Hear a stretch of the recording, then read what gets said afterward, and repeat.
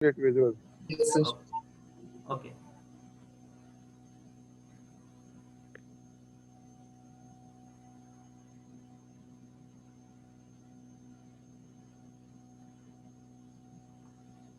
Okay.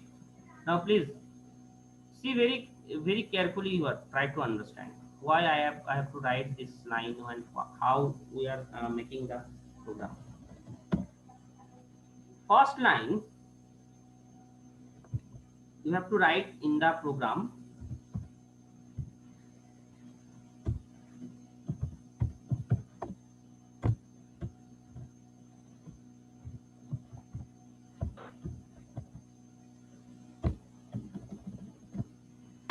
has include stdio.h. First thing you have to learn that is कि ये जो main program है इस प्रोग्राम को बहुत अच्छे से समझने का कोशिश करोगे। एडिशन ऑफ टू नंबर्स में कब मैं प्रोग्राम लिखने वाला हूँ आज। Addition of two numbers, simple program, addition of two numbers. दो नंबर मैं लूंगा और उस दो नंबर का एडिशन करके मैं दिखाऊंगा। Now first thing, what do you think what comes in your mind कि मैं ये जो क्वेश्चन तुम्हें बोला कि दो नंबर का एडिशन मैं करके दिखाऊंगा, फर्स्ट थिंग क्या तुम्हारे दिमाग में आ रहा है? इनपुट देना होगा, से एंट्री लीजिएगा या इनपुट लीजिएगा, मतलब सर तुम्हारे दिमाग में यही दो वैल्यूज चाहिए। कौन सा दो वैल्यू चाहिए जिसका कौन सा दो वैल्यू चाहिए। हाँ राइट, कौन सा दो वैल्यू को मुझे एडिशन करना है। सिंपल ये चीज तुम्हारे दिमाग में पहला चीज आ रहा है। सो कंप्यूटर भी वही चीज करेगा पहला चीज। दैट मीन्स कंप्यूटर में कोई भी प्रोग्राम कंप्यूटर का है, उसका तीन मेन बेसिक पार्ट्स है। बेसिक पार्ट्स तीन है, कोई भी प्रोग्राम का बेसिक पार्ट्स तीन है। First part input, second part processing, third part give output. कोई भी प्रोग्राम का बेसिकली तीन पार्ट्स है। First part taking input, second part processing, third part output. That means it will give some output. So that the three thing. हाँ, ये जो लिखे हैं सर इसका क्या है सर? इसका मतलब मैं आ रहा हूँ, थोड़ा सा धैर्य रखो, मैं सब चीज बोलूंगा, सब चीज में मैं आऊंगा। ये अब सिंपली ये हर प्रोग्रामिंग का ये बेसिक तीन पार्ट्स है।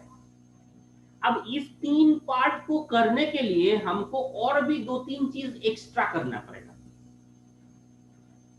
इस तीन चीज को मुझे इंप्लीमेंट करने के लिए, इस तीन चीज को मुझे दिखाने के लिए मुझे इसके साइड इसके रिलेटेड, इस तीन चीज से रिलेटेड कुछ काम मुझे करना पड़ेगा। थिंग इज क्लियर अभी तक? ये तीन चीज में मुझे लेना है सिंपली इनपुट। अब इनपुट में कैसे लूंगा? Big question. Using some function, using some function, using some predefined method. Predefined method means पहले से बना हुआ कोई मेथड है, पहले से बना हुआ कोई फंक्शन होगा, जिस फंक्शन के थ्रू पहले से बना हुआ कुछ होगा, जिसके थ्रू फंक्शन अभी नहीं समझ पाओगे तो फंक्शन के बारे में नहीं सोचो अभी, कुछ इसके पहले बना हुआ कुछ चीज होगा जिसका हेल्प लेके मुझे इसका इनपुट लेना है, कोई भी प्रोग्राम का इनपुट लेना है। अब ये चीज सिंपली कब ये जो फंक्शंस मैं बोला पहले से बना हुआ, अब कंप्यूटर तो कुछ नहीं जानता है। बेसिकली हम लोग ये जानते हैं कि कंप्यूटर तो कुछ नहीं जानता, कंप्यूटर को हर चीज समझाना पड़ता है। जो मैं बोलूंगा वो करेगा, जो मैं नहीं बोलूंगा वो नहीं करेगा। तो ये कहां पे मेंशन होगा? दैट मींस इसके पास कहीं पे लिखा हुआ तो होगा, जहां कहीं पे तो लिखा हुआ होगा कि ये फंक्शन का काम ये है। तुमको बेसिक एकदम एग्जांपल दे रहे हैं। तुमको अगर फोन नंबर नहीं आता है किसी का और उसको फोन करना है, तो तुम्हें कहीं ना कहीं उस फोन नंबर को लिख के रखना होगा या फोन में सेव करके रखना होगा। Simple concept. तो अब मैं बोल रहा हूं कंप्यूटर को मैं कुछ इंस्ट्रक्शन देने के लिए कुछ मेथड प्री डिफाइंड हो, जो पहले से लिखा हुआ, पहले से कहीं लिखा हुआ चीज मैं यहाँ पे लाऊंगा, यहाँ पे रखूंगा, ताकि उसको देख के, उसका काम देख के कंप्यूटर अपना काम कर सके।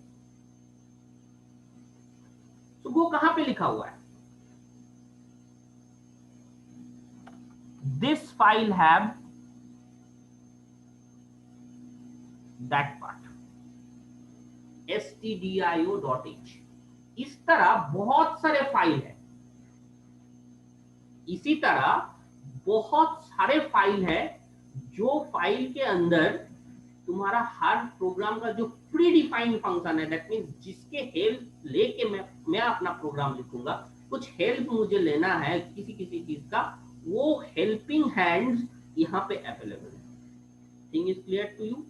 अब किसी का दिमाग में क्वेश्चन है, सर ये क्यों लिखे?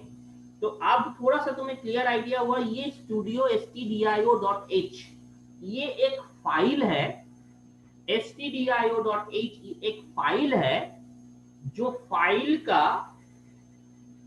फाइल के अंदर प्री डिफाइंड कुछ टास्क, प्री डिफाइंड कुछ मेथड, प्री डिफाइंड कुछ फंक्शंस लिखा हुआ। Thing is clear? थोड़ा सा समझ में आया? अब हैश इंक्लूड के बारे में बाद में आ रहा हूं, बट ये चीज समझ में आया है, हाँ या ना? Yes sir. Yes sir. अब एक मैं तुम्हें बोलता हूँ, मैं तुम्हें बोल रहा हूँ कि तुम्हें गाना सुनना है, कल होना हो, तो तुम बोलोगे सर कौन सा गाना, मतलब वीडियो दे सॉन्ग है या ऑडियो सॉन्ग, बोलोगे ना? Yes sir. अगर तुम बोलोगे वीडियो सॉन्ग है या ऑडियो सॉन्ग है, तुमको कैसे पता चलेगा कि ऑडियो सॉन्ग है कि वीडियो सॉन्ग है?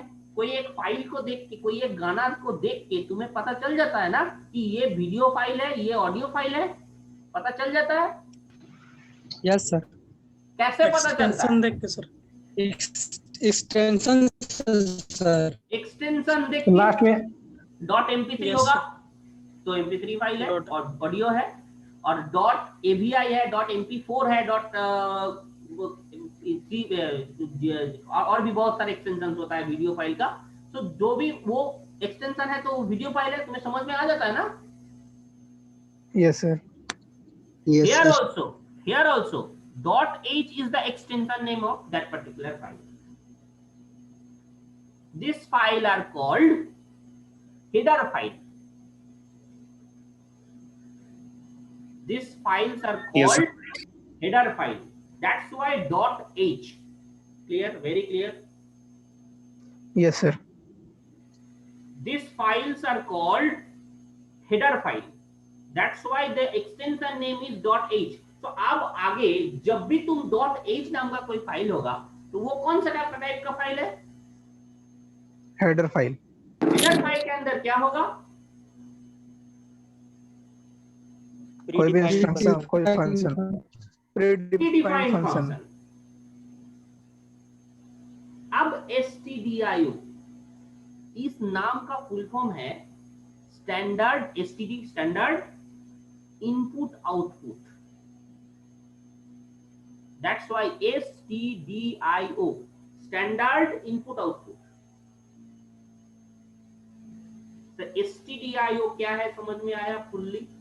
stdio.h is a header file जिसके अंदर मेन इनपुट और आउटपुट फंक्शंस लिखा हुआ है, main input and output functions लिखा हुआ है। Yes, clear this things? Yes sir. Very clear. Yes sir. Okay, मैं दिखाऊंगा, होपफुली मैं दिखा पाऊंगा।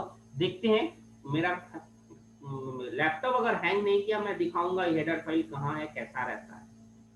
नाउ हैश इंक्लूड टेल्स कि इस फाइल के साथ तुम जो फाइल अभी बना रहे हो, तुम एक फाइल बना रहे हो नोटपैड में, ये तुम्हारा एक फाइल बन रहा है, yes no? Yes yes sir, ये तुम्हारा एक फाइल है Yes, sir. और ये Yes, एक sir. फाइल है, दो फाइल है तुम्हारे सामने, दो फाइल यस है। सर, हैश इंक्लूड क्या करता है, ये stdio.h फाइल को इस फाइल के अंदर घुसा देता है, that is include, hash include. That means जो पहले stdio.h फाइल है वो फाइल को तुम्हारा ये जो फाइल है इससे पहले ये घुसा दिया, उस फाइल को यहाँ पे इंसर्ट कर दिया, ताकि तुम्हारा जो प्री डिफाइंड कोड्स तुम लिखने वाले हो आगे, प्री डिफाइंड कुछ फंक्शंस तुम लिखने वाले हो आगे, वो फंक्शंस का काम इस पर्टिकुलर प्रोग्राम को पता चले, इस कंप्यूटर को पता चले कि ओ अच्छा अच्छा प्रिंटफ का काम ये है, अच्छा अच्छा कर देते स्कैनफ का काम ये है, अच्छा अच्छा कर देते। तो ये चीज लिखा हुआ तुमको दे देना पड़ेगा, that's the thing has include stdio.h। Clear विश्वास? नो सर, एक बार और बताएं। तुम जो फंक्शंस क्रिएट कर रहे हो, इस फंक्शन के अंदर मतलब तुमको जो फोन करना है, सिंपली तुमको अगर फोन करना है तो तुम क्या जाते हो, मोबाइल में जाते हो, मोबाइल में जाने के बाद तुम अपना कॉन्टेक्ट्स में जाते हो, अपना फोन खोलते हो, उसको क्लिक करते हो, कॉल हो जाता है। तो यहाँ पे सारे फंक्शंस जो लिखा हुआ है stdio के अंदर, वो फाइल का काम यहाँ पे लिख देता है। हैश इंक्लूड क्या करता है, ये जो तुम लिख दिए पहला लाइन, मतलब ये जो दो लाइन है, ये जो एक लाइन के अंदर stdio का जितना फंक्शंस है सारे फंक्शंस को यहाँ लिख दिया वन बाय वन, ताकि तुम बाद में scanf लिखते हो या int लिखते हो या जो भी तुम जो प्री डिफाइंड चीज लिखते हो, वो चीज इसको मालूम पड़ जाए कि हाँ इसका काम ये था, अच्छा अच्छा इसका काम ये था, क्योंकि वो नहीं जानता है, कंप्यूटर को हर चीज समझाना पड़ेगा, कंप्यूटर खुद कुछ नहीं जानता। That's the simple thing you have to understand. Computer को हर चीज समझाना पड़ेगा। एक प्रिंटफ लिखोगे या कुछ भी लिखोगे, उसका काम इंक्लूड के अंदर लिखा हुआ है, जिस फाइल के अंदर लिखा हुआ है। Now try to understand again. Hash include stdio हो गया। Now again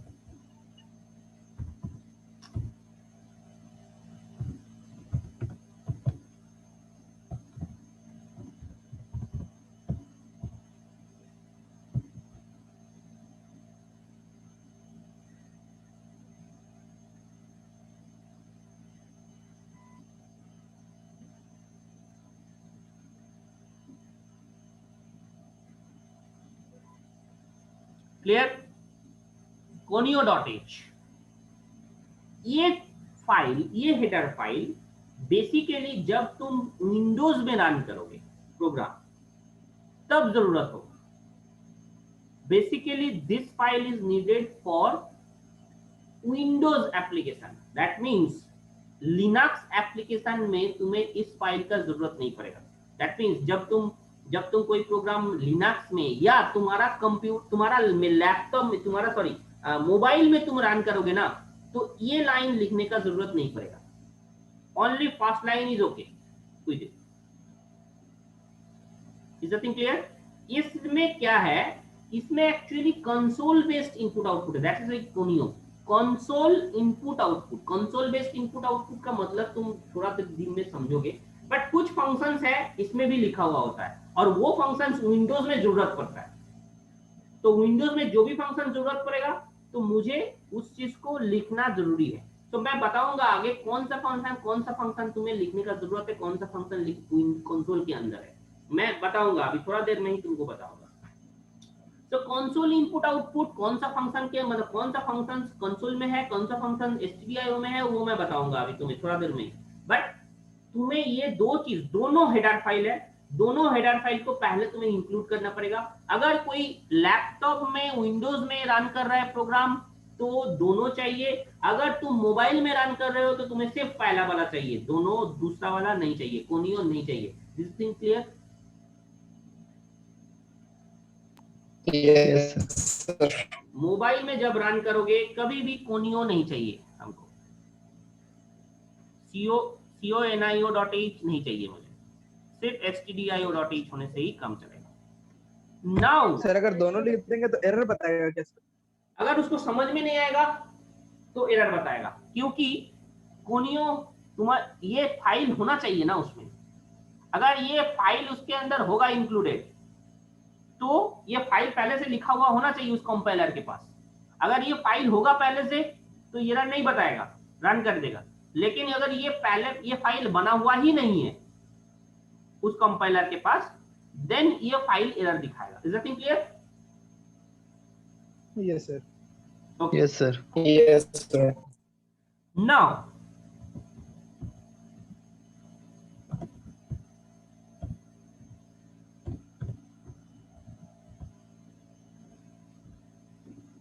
this line tells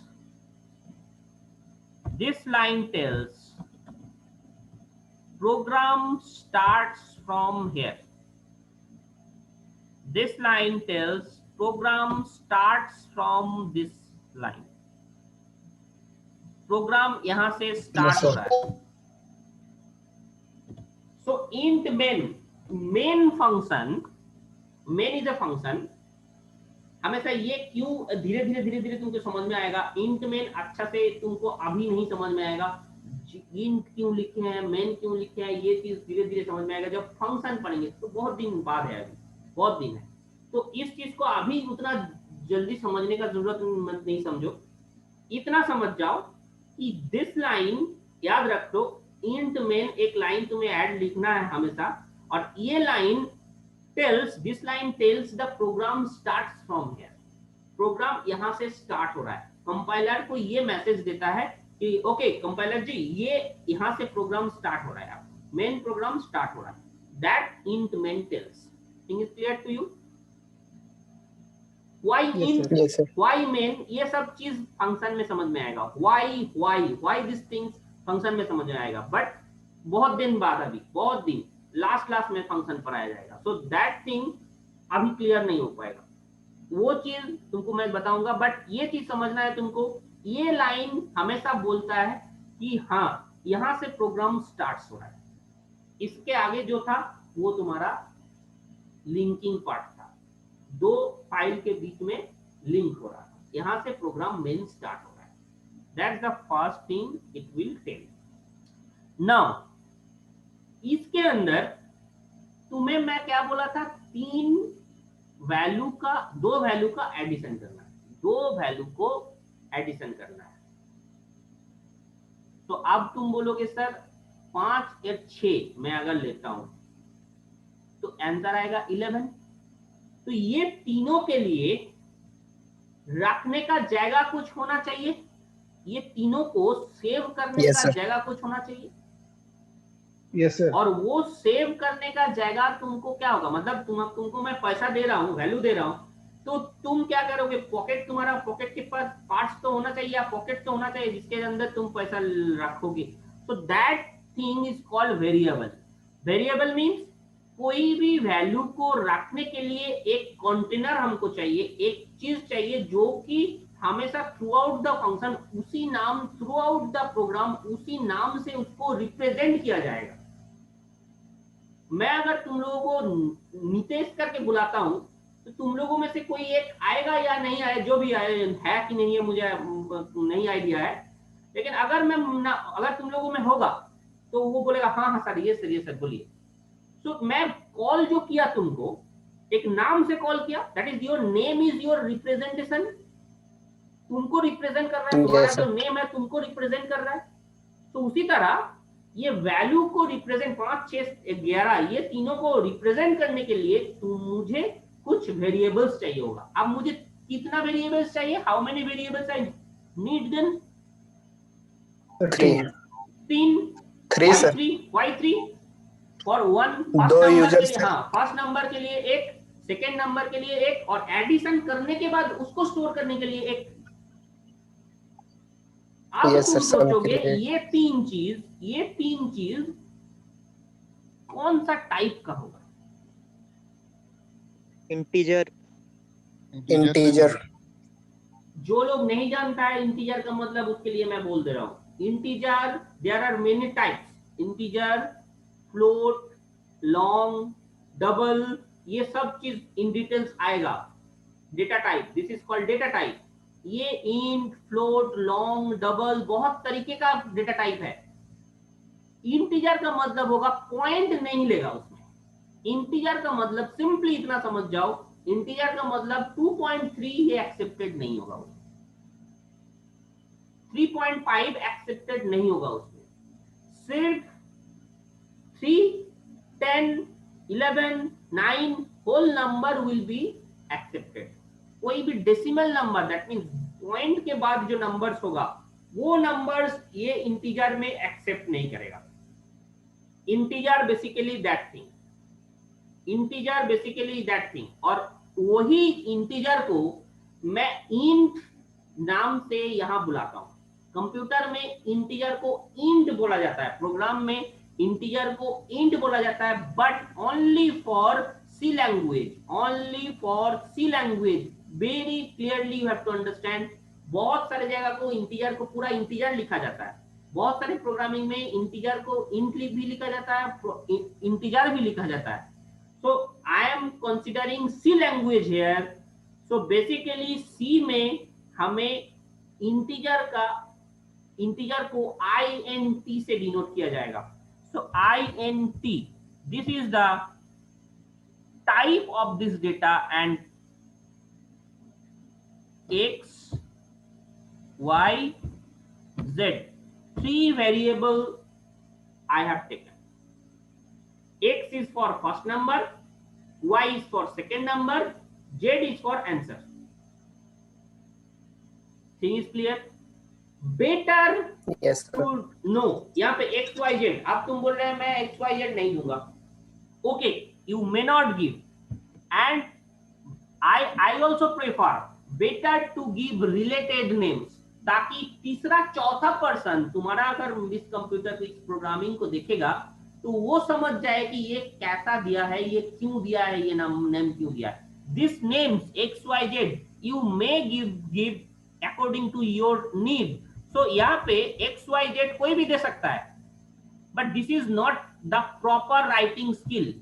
this is not the proper writing skill. Proper writing skill is N1, N2. This is the proper writing skill. Thing is clear? Difference पता चल रहा है? Yes, sir. Difference पता चल रहा है. इससे पहले वाला मैंने जो लिखा था और ये अभी वाला मैंने लिखा है, डिफरेंस पता चल रहा है क्लियरली. एक थर्ड पर्सन आके इस प्रोग्राम को देखेगा, उसको समझ में आ जाएगा कि N1 क्या है, N2 क्या है, आंसर क्या है. So give related name. That will a good programming habit. That is a good programming habit. Is that thing clear? Yes, sir. Int N1, N2 answer. Now,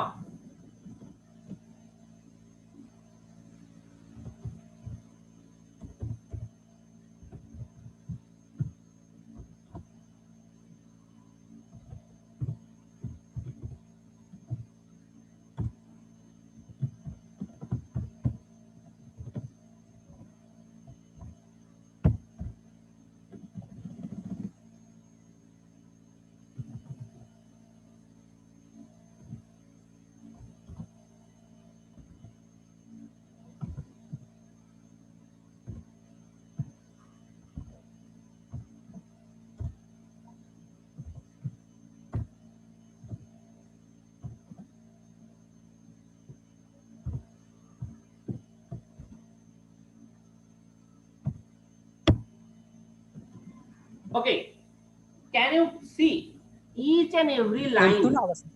नहीं है सर हाँ N2 ना N2 होगा sir वहाँ पे bracket के अंदर. into sir N2. oh Variable, sir, right, variable. right. Scanf Okay, नहीं, okay, sir, okay, scanf okay, नहीं. okay, that's okay. That is mistake of typing mistake. Okay, and now see every line ends with A semicolon, जो कि बहुत miss होता है हम लोगों से, बहुत ज्यादा मिस होता है, बहुत ज्यादा। Every line ends with A semicolon, that tells this statement ends here, this statement ends here, that means here this is the ending of the particular statement, but यहां पे मैंने नहीं दिया। why so? यहां पे मैंने नहीं दिया एंड में। क्यों नहीं दिया? बिकॉज इसका इफेक्ट इसके नीचे है, ये खत्म हो जाता, मेन यहाँ पे खत्म हो जाता। अगर मैं टर्मिनेटर ऑपरेटर देता, this is called terminator operator, that means that will terminate anything. तो मेन के बाद यहाँ पे अगर सेमीकोलन में दे देता, इसका इफेक्ट नीचे रहता ही नहीं। तो प्रोग्राम क्या समझता कि यहीं पे खत्म हो गया है मेन प्रोग्राम तुम्हारा। क्लियर है? क्लियर है? तो दैट्स थिंग, इसीलिए मैं यहाँ पे नहीं दिया, यहाँ पे भी नहीं दिया, यहाँ पे भी नहीं दिया, बिकॉज इसका इफेक्ट नीचे आने वाला है, इसका इफेक्ट नीचे आने वाला है। Now one thing I am to tell, this int, इसका मीनिंग क्या है? Meaning integer value. तुम्हें पता चल रहा है, कंप्यूटर को कैसे पता चलेगा? प्री डिफाइंड है सर। सर वो ऊपर में लिए हैं stdio.h, उससे के अंदर ये बना हुआ है। Now this thing is very clear to you. जो जिसको Yes, कुछ sir. नहीं आता था उसको एकदम पूछ रहा हूं मैं कि ये तुमको पता चल रहा है इंट का मतलब इंटीजर है, कंप्यूटर को कैसे पता चलेगा? फ्रॉम दिस लाइन, इस लाइन में लिखा हुआ है, stdio.h में लिखा हुआ है, what is the task of print, what is the task of this printf, what is the task of this scanf, sir कैसे That is पता होगा सर? हाँ वो हेलो, कैसे पता चलेगा सर स्टूडियो इंक्लूड? वो कैसे पता चलेगा कि इंक्लूड स्टूडियो इसमें लिखा हुआ है, ये वाला इंटीजर प्रिंट या scanner?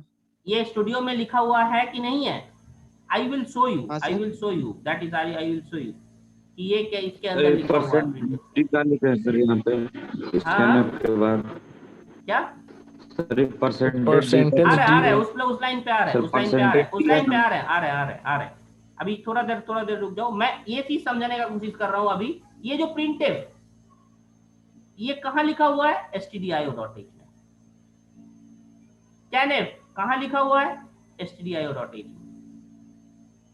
Thing is very clear to you now? थोड़ा सा समझ में आ रहा है ये क्या, किस लिए इस stdio.h को इंक्लूड किया गया था? Now Yes, sir. प्रिंटफ के अंदर मैं कुछ भी इन डबल ब्रैकेट के अंदर, मैं डबल सेमीकोलन के अंदर मैं लिख देता हूं, दिस इन्वर्टेड कॉमा, दो इन्वर्टेड कॉमा के अंदर कुछ भी मैं लिखता हूं, ये डायरेक्टली प्रिंट हो जाता है, डायरेक्टली प्रिंट होता है। कुछ नहीं सोचता है, कुछ नहीं देखता है क्या लिखा हुआ है, बट वो सिर्फ उसके अंदर डबल इन्वर्टेड के अंदर कुछ भी अगर लिखा हुआ है, वो चीज directly it will print on the output screen. तो यहां पे डायरेक्टली ये प्रिंट करेगा एंटर टू नंबर्स।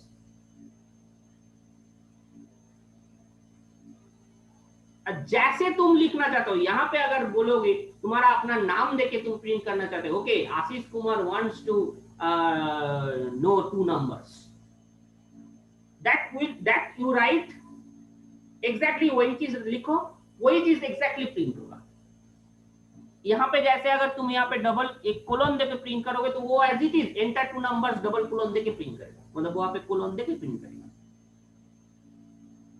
तो जैसा तुम लिखना चाहते हो वहां पे एग्जैक्टली वो चीज तुम यहाँ पे लिखो और वो एज इट इज उसको प्रिंट कर देगा। Is that thing clear?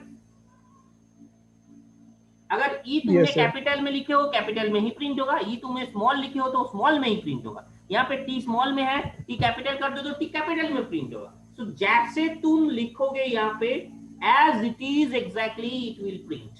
That is the task of print. Simple, that is the task of print. कुछ भी तुम लिखते हो वो चीज डायरेक्टली प्रिंट कर देता है। सर अगर डबल इन्वर्टेड के अंदर टर्मिनेटर अगर लिखते हैं तो वो क्या होगा, टर्मिनेट होगा या फिर प्रिंट करेगा? नो टर्मिनेट, अगर तुमको इन्वर्टेड इसको प्रिंट करवाना है, पर्टिकुलर इसी चीज को प्रिंट करवाना है, ठीक है, तो तुम्हें उसके पहले एक स्लैश लगाना होता है, स्लैश एन होता है ना, उसका स्लैश उसके बाद double inverted comma, it will print like this, slash again double inverted comma, it will print enter two numbers in slash in double inverted comma. Is that thing clear?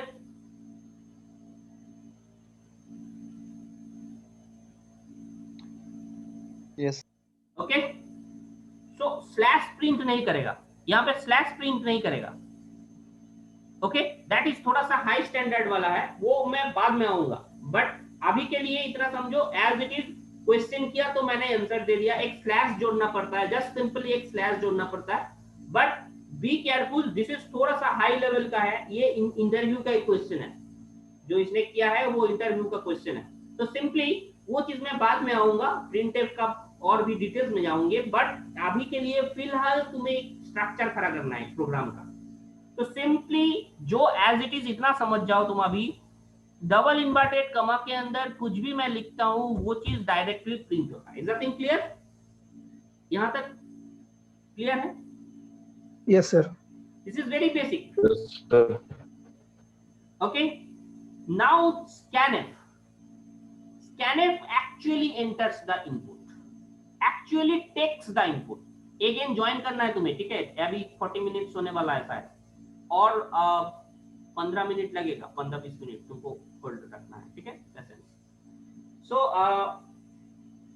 एक बार फिर से join करना है. Okay, now scanf exactly, scanf ही actually input ले रहा है, printf just the